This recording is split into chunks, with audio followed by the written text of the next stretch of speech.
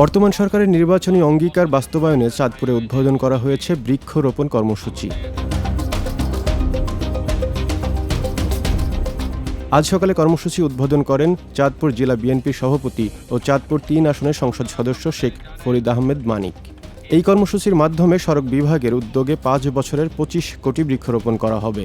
এ সময় চাঁদপুর ৩ আসনের সংসদ সদস্য শেখ ফরিদ আহমেদ মানিক জানান, সরকারি সকল দপ্তর এই কর্মসূচিতে অংশগ্রহণ করবে এবং সরকারের এই প্রতিশ্রুতি বাস্তবায়নে জেলা বিএনপির মাধ্যমে ২ লক্ষ গাছের চারা রোপণ করা হবে। গাছ আমাদের জীবন, এই গাছকে বাঁচিয়ে রাখতে হবে।